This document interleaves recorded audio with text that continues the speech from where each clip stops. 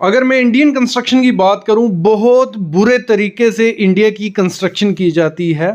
जो फुटिंग बनाई जाती है वो इतनी ख़राब बनाई जाती है कि मतलब वो फुटिंग में जो सरिया दिया होता है वो किसी काम का नहीं होता, जो कंक्रीट दिया होता है किसी काम का नहीं होता है। और अभी तो हार्श नहीं है इन्वायरमेंट इंडिया में, मतलब अर्थक्वेक वगैरह कम आते हैं, लेकिन अगर फ्यूचर में अर्थक्वेक वगैरह आए तो दिक्कतें बढ़ सकती हैं। तो आज की वीडियो में मैं आपको बताऊंगा कि फुटिंग का जब स्टील आपको देना है तो इस तरीके से देना है। ये मैं पूरा आपको क्लियर करूंगा कैसे देना होता है। और बीम का जब स्टील देना है तो इस तरीके से देना है। अगर फुटिंग और बीम एक दूसरे को पकड़ के रखेंगे, मतलब एक दूसरे में बॉन्ड बना के रखेंगे, सरिया एक दूसरे को पकड़ के रखेगा, आपका घर मजबूत हो जाएगा, स्ट्रांग हो जाएगा, गिरने के चांसेस बहुत ज़्यादा कम हो जाते हैं। तो ये वीडियो कंप्लीट देखना, थ्योरेटिकल बताऊंगा कि इजीली कोई भी समझ पाएगा, जिसको कंस्ट्रक्शन का नॉलेज नहीं भी है वो भी ये वीडियो समझ पाएगा। घर बना रहे हो तो उसके बीम में आपको क्या देना है, मतलब कितना सरिया देना है, किस हिसाब से प्रोवाइड करना है, और कॉलम के बीच में डिस्टेंस कितना रखना है, तो ये सरिया सक्सेस रहेगा, कुछ इशू नहीं होगा। वो चीजें इस वीडियो में मैं बात करने वाला हूँ। तो कंप्लीट वीडियो देखोगे तो आप खुद से अपने घर का बीम डिजाइन कर सकते हो, क्योंकि ये कोई हम कमर्शियल बिल्डिंग के लिए नहीं कर रहे। रेजिडेंशियल एक छोटी फैमिली के लिए डुप्लेक्स हाउस है या सिंगल स्टोरी हाउस है, उसके लिए ये स्टील डिटेल आप फॉलो कर सकते हो। तो स्टार्ट करते हैं। सबसे पहले एक एग्जाम्पल ले लेता हूं, मैं आपको दिखाता हूँ। ये हमारा बीम है, मतलब ऐसे तो आपके घर में जितने कॉलम आएंगे उसी हिसाब से। तो ये 4 कॉलम आप देख रहे हो। एक मैंने एग्जांपल ले ली कि आपका जो भी कॉलम होगा उसमें आपको मैक्सिमम डिस्टेंस कितना रखना है, 4 मीटर, मतलब 4 मीटर से ज्यादा डिस्टेंस में रखना। और इस हिसाब से अगर मतलब आपका स्क्वायर बन रहा है एक रूम का, तो ऐसे आपका 2 मीटर रहेगा, मतलब 2 मीटर और 4 मीटर आप ऐसे डिस्टेंस रखो। इस हिसाब से आपको कॉलम प्रोवाइड करने हैं। तो उसमें आपको क्या देखनी है, टिप्स में 6 से 7 आपको बताऊंगा। जब भी बीम डिजाइन करोगे ये चीज जरूर ध्यान रखना। जो अगर हम एग्जांपल लेते हैं, ये जो ऊपर का बार है हमारा, पहले जो हमारा सिंपली सपोर्टेड बीम रहता है उसमें लोड का इफेक्ट सबसे ज्यादा यहां रहेगा, यहां रहेगा और यहां रहेगा। मतलब अगर यहां से लोड पड़ेगा उस पर तो यहां से फेलियर होने के चांसेस यहां से सबसे ज्यादा होते हैं। तो इसी को ध्यान में रख के हमें बीम डिजाइन करना पड़ता है। तो हम बॉटम बार, क्योंकि हमारा जो मेन जो टेंशन जोन होगा वो हमारा है बॉटम का, ये टेंशन जोन हो गया हमारा, ये कंप्रेशन जोन हो गया। अगर आप टेक्निकल पर्सन नहीं भी हो तब भी ये वीडियो देखोगे, आप इजीली बीम डिजाइन कर सकते हो अपना। इसकी हाइट कितनी रखनी है, बीम की विड्थ कितनी रखनी है, वो सब चीजें मैं इस वीडियो में बताने वाला हूं। तो बॉटम का सरिया हम प्रोवाइड करते हैं 16 डाया का 2 नग, ओके क्लियर। और टॉप का हम करेंगे 16 डाया का 2 नग। लेकिन इसमें मेन चीज क्या ध्यान देनी है आपको, मेन चीज ध्यान देनी है आपको, यहाँ जो बॉटम में होता है बॉटम एक्स्ट्रा या कटल बार प्रोवाइड करना है। तो वो मैं आपको बता देता हूँ कितने पे आपका बॉटम एक्स्ट्रा आएगा। देखो यहाँ ये बॉटम है हमारा, मैं पहले ड्रॉ कर लेता हूँ। ये 2 नग आगे, ये भी 2 नग, कितने के होंगे 16 डाया के 2 नग, मतलब टोटल बॉटम में हमारे 4 नग 16 के हो गए। लेकिन हमें ये कितने प्रोवाइड करना है, बीच में प्रोवाइड करना है। और ये कहाँ कितना होगा आपका L/2 के हिसाब से। L/2 कितना हो गया, 4 मीटर है हमारा, 4 डिवाइड बाय 2 तो 2 मीटर हो गया। तो इसकी जो लेंथ रहेगी वो आपकी कितनी रहेगी, 2 मीटर, क्लियर। अभी जो टॉप एक्स्ट्रा रहेगा आपका, और डेवलपमेंट लेंथ आपको प्रोवाइड करनी ये डेवलपमेंट लेंथ दिख रही है आपको, एंकरेज लेंथ। तो डेवलपमेंट लेंथ हमारी ये जो टॉप एक्स्ट्रा आएगा वो आएगा हमारा L/4 के हिसाब से। तो वो आपका कितना हो गया, यहां से आपको L/4 कितना हो गया, L4 डिवाइड बाय 4, 1 मीटर। तो यहां से आपको कितना रखना है, 1 मीटर आपको रखना ही रखना है, क्लियर। और यहां से भी आपका जो टॉप एक्स्ट्रा आएगा वो फेस से 1 मीटर बाहर रहेगा। और वो जो आएगा आपका जो टॉप एक्स्ट्रा इधर तक वो आएगा 16 डाया का 2 नग, क्लियर। मतलब अभी अगर मैं सिंपल इधर लिखूं, उधर थोड़ा ऐसे हो गया। तो ये हमारा बीम था, यहाँ पे टॉप एक्स्ट्रा आया, ठीक है, टॉप एक्स्ट्रा आया। ऊपर हो गए हमारे 16 डाया के 4 नग और नीचे भी 16 डाया के 4 नग। लेकिन होता क्या है, सरिया कैसे आप वेस्टेज जाता है, आपको जो भी होगा वहां पे आपको जो कॉन्ट्रैक्टर वगैरह रहते हैं वो आपको 4 नग डायरेक्ट पहना देंगे, ऊपर 4 नीचे। तो वो सरिया की वेस्टेज ही। आपको क्या करना है, जहां पे इफेक्ट पड़ेगा लोड का सबसे ज्यादा तो हमें वहीं सरिया प्रोवाइड करना होता है। तो हमारा जो मेन जोन रहता है यहाँ पे फेलियर का और यहाँ, ठीक है। और ये क्या है, इस पे मैं वीडियो 3-4 बना चुका हूँ। क्या यहाँ पे बेंडिंग मोमेंट मैक्सिमम जहाँ 0 होता है वो चीजें मैं सब क्लियर कर चुका हूँ, लेकिन ये सिंपल भाषा में मैं आपको बता रहा हूँ, इसीलिए ये हो गया। 3 रूल ये हो गए हमारे। चौथा, बीम डिजाइन करोगे तो हमें इसकी तो डेप्थ चाहिए, हाइट चाहिए इसकी, तो वो कैसे निकलती है वो भी मैं आपको बता देता हूँ। देखो, इसकी हाइट निकालने के लिए आपका फॉर्मूला होता है, जो आपका h होगा, डेप्थ होगी DH लिखो या D लिखो, वो होगी L/12। L आपका कितना है, हमारा L है 4, ठीक है। और 12, 4 डिवाइड 12 करेंगे तो हमारा आ गया 0.33 mm। ये मीटर में था, मैं 333 mm लिख दो, या ये मीटर में रखो, ओके। ये आ गया 0.33 मीटर, क्लियर, मतलब 330 mm। तो इसको अप्रोक्स हम कर देते हैं कितना, 350 mm। तो आपको अगर उसकी डेप्थ आप 350 mm रखते हो, विड्थ आप रखो 9 इंच, या मतलब 230 की दीवार है आपकी, तो कॉलम का साइज भी वही रहेगा आपका। तो आपकी विड्थ हो गई 230 mm और डेप्थ आपकी कितनी हो गई, वो होगी 350 mm। और उसमें सरिया हमने कितना प्रोवाइड किया, 4 नग ऊपर 2 के, मतलब 16 के 4 नग, लेकिन 2 जो बार रहेंगे वो थ्रू आउट रहेंगे, लेकिन 2 नग जो रहेंगे वहां यहाँ पे और यहाँ पे, और बॉटम एक्स्ट्रा का हमारा यहाँ पे 2 नग हो जाएंगे, टोटल हमारे 4 नग बॉटम एक्स्ट्रा के हो गए। मतलब ये रूल आपको ध्यान रखना है, लेकिन ये रूल आपको फॉलो कहाँ करना है, जहां आपकी मतलब मैक्सिमम आप, और कॉलम पे मैंने वीडियो बनाई थी कि मैक्सिमम और मिनिमम डिस्टेंस कितना रख सकते हो। मिनिमम हमारा हो गया 2 मीटर, जहां हमारी सीढ़ी वगैरह रहती है वहां हम 2 मीटर, क्योंकि सीढ़ी हमारी चढ़ेगी, 2 मीटर की जगह चाहिए 1100 यहां से चढ़ेगी, यहां लैंडिंग आ जाएगी, यहां से सीढ़ी ऊपर चढ़ जाएगी, तो वहां के लिए हमें 2 बीम जो कॉलम है वो 2 मीटर पास चाहिए होते हैं।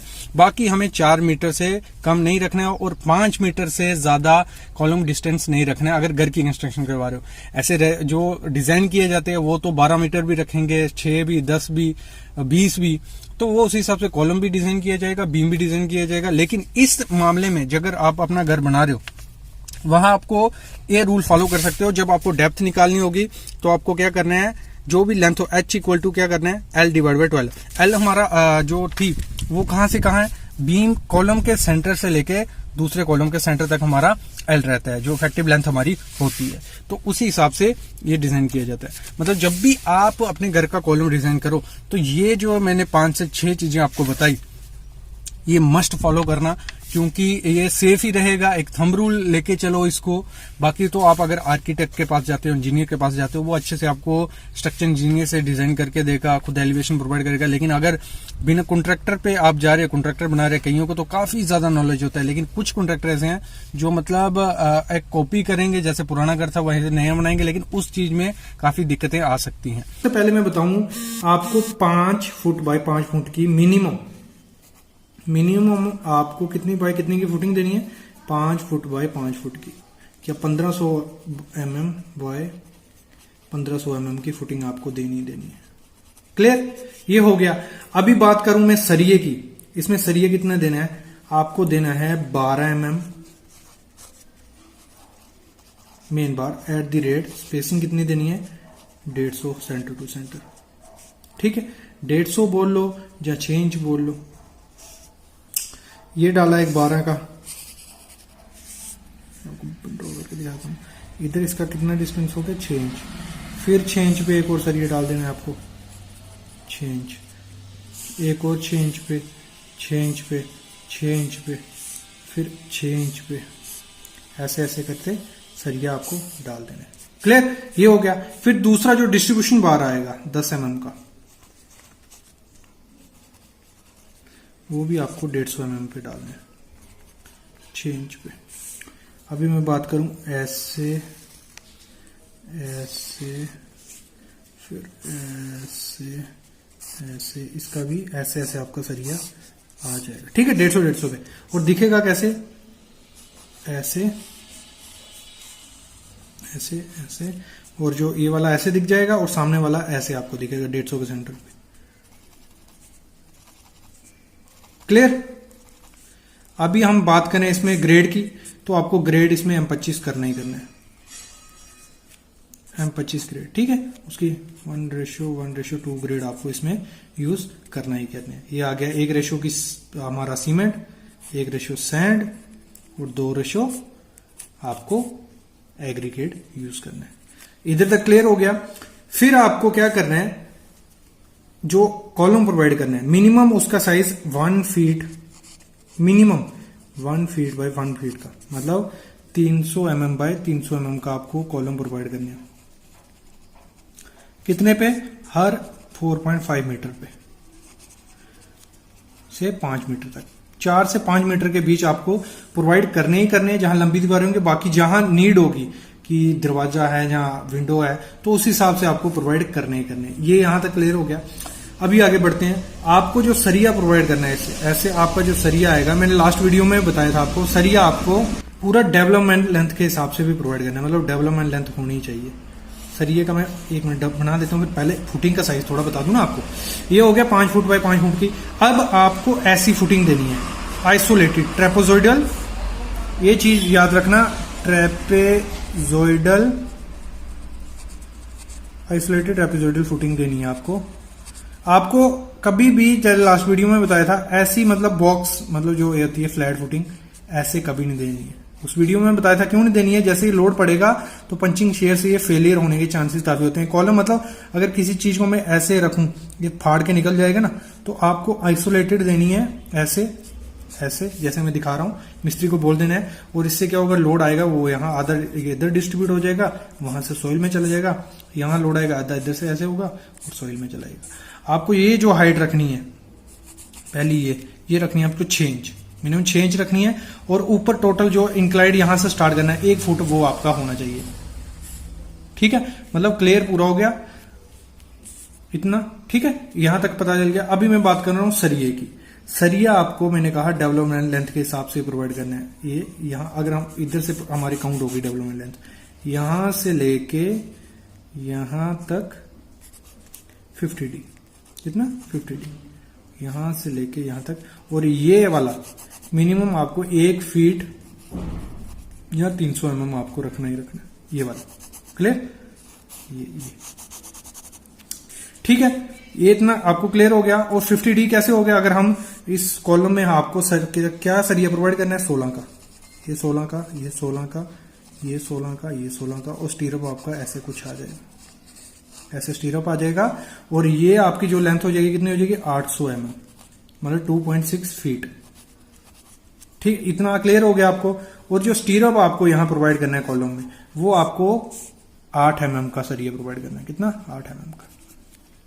और मेरे को काफी पूछते भी हैं, सर फुटिंग का ये तो क्लियर कर दिया, अगर हमें कौन सी कंपनी का स्टील यूज करना है, तो आपको टाटा स्टील यूज करो, टाटा 550D। ये स्टील अगर आपको मिलता है वहां पे, एक वीडियो में इस पे लाने वाला हूं जिसमें मैं पूरा टाटा का क्लियर करूंगा कैसे लेंथ वाइज, क्योंकि इसका लेंथ वाइज आता है तो थोड़ा महंगा पड़ता है। तो कुछ बोलते हैं सर थोड़ा महंगा पड़ रहा है, लेकिन महंगा नहीं पड़ता है। क्यों नहीं पड़ता है, क्योंकि ये अपनी जो ट्रांसपोर्टेशन का खर्चा फ्री में देते हैं, तो वो इंक्लूड हो जाता है, क्योंकि बाकी कंपनी ट्रांसपोर्टेशन खुद देनी पड़ती है उसमें, तो वो उसमें उनका पैसा चला जाता है। ये क्लियर हो गया। अभी हमें डेप्थ की बात करें कि हमें डेप्थ कितनी रखनी है, वो आपको रखनी है 5 से 6 फुट, मतलब डिपेंड करता है सॉइल पे। अगर आपकी सॉइल पत्थर वाली है, मतलब जिसमें थोड़े थोड़े पत्थर हैं, मिट्टी है, दोनों है, तो आप 5 फुट रखो, कोई दिक्कत नहीं है। ठीक है, अगर है आपकी वो कोइजबलेस सॉइल, मतलब काली मिट्टी है, लाल मिट्टी है, तो फिर आपको 6 से 8 फीट आपको नीचे जाना पड़ेगा, क्योंकि सेफ रहता है, क्योंकि सेटलमेंट के चांसेस काफी होते हैं। नहीं तो दिक्कत क्या आएगी बाद में, अगर आप 5 फुट दे दोगे, सेफ भी रहेगी, कभी कभार रह जाती है, तो सेटलमेंट के चांसेस काफी होते हैं। जैसे ही सेटलमेंट होगी, आपके घर में क्रैक्स दिखना स्टार्ट हो जाएंगे छोटे छोटे। वो अभी नहीं, 1 साल 2 साल 3 साल 4 साल बाद वो दिखना स्टार्ट हो जाएंगे। उससे भी बचने के लिए आपको प्लिंथ प्रोटेक्शन प्रोवाइड कर देना है। जैसे ये फुटिंग कंप्लीट होगी ना, घर के चारों तरफ आपको 2-2 फुट दीवार, ये घर आ गया ना आपका, ये घर पूरा कंप्लीट हो गया, इधर 2 फुट, इधर 2 फुट, 1 फुट भी होगा बहुत है, 2 फुट लेके चलो, ये 2 फुट आपको चारों तरफ कंक्रीट करवा देना है कि कहीं से भी पानी घुसे नहीं, घुसेगा फाउंडेशन बैठने के चांसेस काफी ज्यादा रहते हैं। दोस्तों ये था आज का वीडियो, एक थंब रूल था आपके लिए। आई होप आपको समझ आया होगा। अगर कुछ इसके रिलेटेड क्वेरी रहती है, कमेंट करना, मैं जरूर उसका रिप्लाई करूंगा। और प्लीज चैनल को सब्सक्राइब करो, क्योंकि हमें सब्सक्राइबर की नीड है। अगर सब्सक्राइब करोगे तो बेल आइकन जरूर दबा लेना, क्योंकि जो भी मैं वीडियो डालूंगा डायरेक्ट आपके तक पहुंचेगी। Thank you guys.